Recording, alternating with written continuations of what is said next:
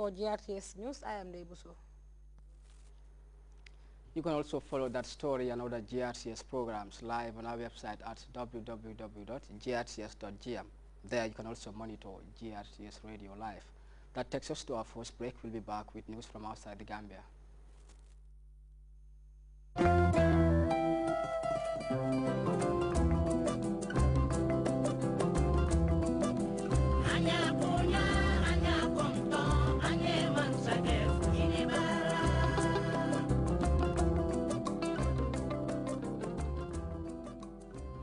Congratulations, Mr. President. I think he's an amazing person who have contributed to the development of the Gambia in numerous ways and in so many ways, and we're actually very much grateful about that, especially us as young people.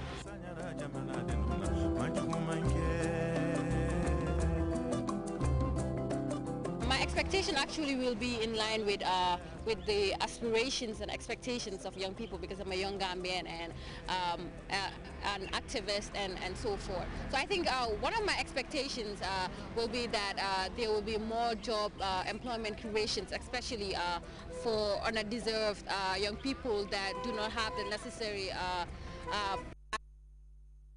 and experience that other young people are privileged to have. And I think also an expectation will be about women, because I think Gambian women are amazing women and they've done a lot in the Gambia. And I think for the next 5 years, you know, most definitely the government should focus on women and girls, because the development of any nation cannot be done without the support and without the 50% of women. So I think the next 5 years, the focus, if it was personally coming from me, the focus will be girls and women, because we have the power to change, we have the power to contribute towards the social economic development of the Gambia.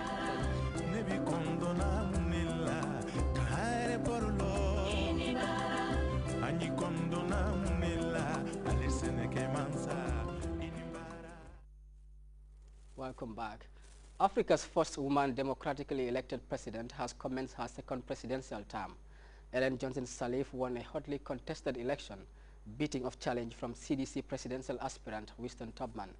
The inauguration was witnessed by U.S. Secretary of State Hillary Clinton and the Chinese Vice Premier, among a host of dignitaries. We have details in this report. On the streets of Monrovia on Monday, Liberian troops were present only to salute the guests, like the U.S. Secretary of State. Hillary Clinton did not want to miss the inauguration of Africa's first woman president for a second term in office. She was not the only dignitary in the ceremony. The Chinese vice president also attended, along with African leaders like Alpha Condé and Abdoulaye Wade. In the presence of international dignitaries and the eyes of the watching world, we inaugurate a new beginning, a rebirth of our democracy, and a restoration of hope. True reconciliation means a process of national healing. It means learning the lessons of the past to perfect our democracy. That national healing was marked by the presence of unexpected guests like George Weah, or more significantly, Winston Tubman, whom we see here after the first round. Sirleaf's main rival had boycotted the runoff election, denouncing fraud. A boycott which led to violence in Monrovia right before the race, marked by a brutal government crackdown. All that seems to be a thing of the past as Liberia's Iron Lady begins her second 5-year term in office. The International Criminal Tribunal for Rwanda is set to try a former Rwandan Pentecostal pastor on genocide charges. Jean Bosco Erumkindi will be tried in Kigali, and Saad Al-Katindi is the new head of Egypt's parliament. The former Secretary General of the Freedom and Justice Movement of the Muslim Brotherhood will become the next Speaker of the People's Assembly of Egypt. We have details of those stories and others in this roundup of news. International Criminal Tribunal for Rwanda will soon try a church official for genocide. The Pentecostal church pastor Jean Bosco Uwinkindi is accused of genocide and extermination. He was arrested in Uganda and transferred to the International Criminal Court in 2010. His trial will take place in Kigali. The Rwandan judicial system has evolved enough in order to carry out a fair trial. So they agreed to send Uwinkindi to be judged here. The Muslim Brotherhood's Freedom and Justice Party nominated its Secretary General to head the new Egyptian parliament. Saad al-Katindi is the next Speaker of the People's Assembly. His party won a crushing victory in Egyptian legislative elections, winning 46% of the seats. The ultra-conservative Salafist Al-Noor party follows with nearly 25%. The Pan-African Parliament met Monday in Addis Ababa ahead of an African Union summit meeting which will get underway on January 23rd in the Ethiopian capital. The parliament is based in South Africa. This is the first time it has met in Ethiopia since it was created in March 2004.